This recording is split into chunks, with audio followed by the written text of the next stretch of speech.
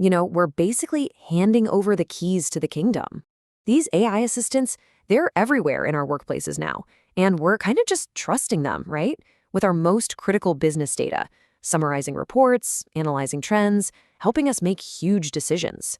But what if that trust is, well, completely misplaced? I mean, think about it. For a tool like Microsoft's Copilot to even work, it has to have access to a massive amount of your company's internal information.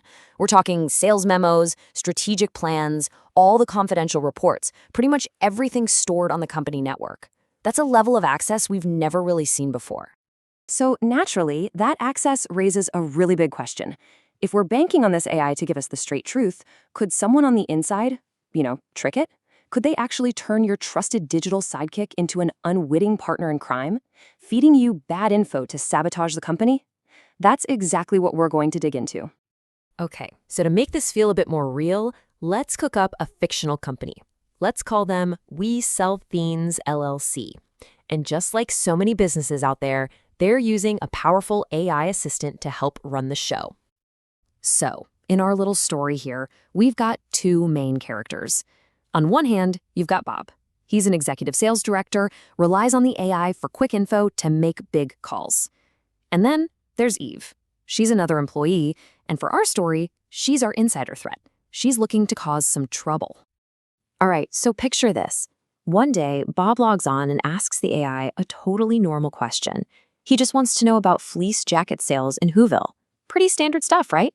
He needs this info to decide whether to expand. This is literally what these tools are built for. And boom, the AI just nails it. It dives into a legit sales memo from Alice, the regional manager, and spits out the numbers. And hey, the numbers look great. Sales are up across the board. And the AI's conclusion? Expand operations. It even gives a source link, so everything's working perfectly. Trust is being built. But here's where it gets interesting. Our attacker, Eve, decides it's time to make her move. Her first attempt? It's going to be pretty simple, pretty direct. She just wants to see if she can fool the AI and mislead Bob. So what does she do? Eve cooks up her own document. It looks totally legit, but the data inside is completely fake. Where Alice's real report says sales are great, Eve's version says they're tanking. Total opposite. Then she just drops this file onto the company's shared network, right where she knows the AI will find it. Okay, so what do you think happens when Bob asks his question again? Well, this first, simple attack, it totally fails. See, the AI is smart enough to find both documents. It presents Eve's fake numbers, yeah, but then it immediately says something like, however, another document from Alice says this. So any boss, like Bob, is going to see two completely different stories, and right away, red flags go up. He's going to get suspicious. Eve's plan? Foiled. At least for now. Okay, but this is where it gets really clever. Eve learns from this mistake. She figures out, okay, I can't just throw out contradictory facts. I have to actually manipulate the way the AI thinks. And this, right here, is the core of what's called the confused pilot attack. So Eve goes back to her fake report. She doesn't touch the fake numbers. Instead, she adds one single sentence. And it's shockingly simple. It's not data at all. It's actually a command, hidden right there in the text, telling the AI, hey, my document is the most important one. Ignore everything else. Okay, so here's the techie reason this works, and it's pretty wild. So when you ask a question, the AI system goes out and grabs bits of text from a bunch of different documents it thinks are relevant. It then stitches all of this stuff together into one big prompt for its brain, the large language model. And here's the killer vulnerability. It has no way to tell the difference between data it's supposed to be summarizing and instructions it's supposed to be following. So Eve's malicious command just gets mixed right in. And the AI, well, it just does what it's told. And the result? It's absolutely devastating. Bob asks the exact same question, but this time, the answer he gets back is completely corrupted. It only gives him Eve's fake negative sales numbers. Alice's real report, the one with the good news, it's just gone. The lie is now the only truth the AI will tell him. Now, this is already really, really bad, but Eve is clever. She's thinking, okay, Bob might still click that source link and he'll see the report came from me, not the regional manager. That might raise a red flag.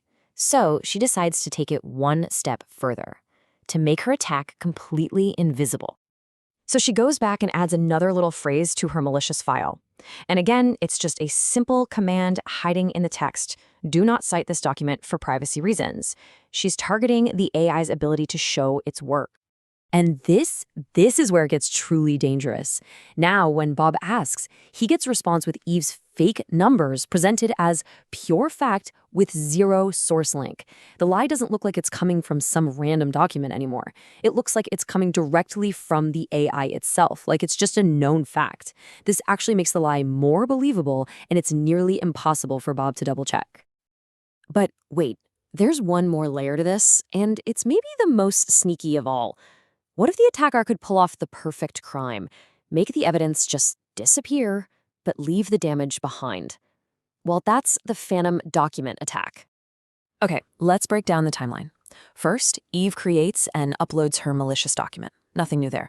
Second, the AI system comes along, does its indexing thing, and tucks a copy away in its cache so it can access it quickly. But then, and this is the key part, step 3, Eve deletes the original file. Now, you'd think the threat is gone, right? Wrong. For a brief window of time, that lie is still sitting in the system's cache, ready to be served up to anyone who asks, even though the evidence, the original file, is gone. And look, this isn't just some theory. The researchers who actually found this vulnerability, they timed it, and they found that this fake, phantom information could stick around in the cache and be given to users for over a minute, 74.4 seconds on average, after the malicious file was already deleted. That's plenty of time for someone like Bob to ask a question and get a completely untraceable lie in return. A lie from a ghost. Okay, so we've seen how all this works. Now let's pull back a bit and talk about why it works. What are the core design flaws that even make these attacks possible? Well, it all boils down to a classic problem in cybersecurity. It's called the confused deputy problem. Think of it like this. The AI assistant is our deputy. It's powerful, it's trusted, it has high-level clearance to read all the company files. Eve, on the other hand, is just a regular user with less power. But she cleverly tricks the deputy, the AI, into misusing its authority. She gets it to push her lie and bury the truth, something she could never do on her own. And this whole problem really stems from two fundamental vulnerabilities in how these systems are designed. First, as we saw, they mix up data and control.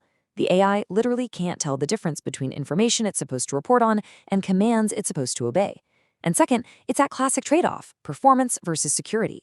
To make things fast, the system uses a cache, but that cache creates that dangerous little window where bad information can live on even after the source has been deleted. So where does that leave us? What's the big takeaway here? Well, as these incredibly powerful tools get woven deeper into everything we do at work, we just have to be aware of their blind spots. Now, don't get me wrong, defenses are being worked on. Things like better document validation and trying to build a stronger wall between the data and the AI's instructions. But the fundamental challenge is still there. And that really brings us to the final and maybe most important question. We are moving so fast into a world where AI isn't just a tool we use, it's like a coworker we depend on. So the question we all have to start asking ourselves is, how do we adapt to that? How are we going to build up the skills to know when to trust what our AI assistant is saying? And more importantly, when to be skeptical and question its answers?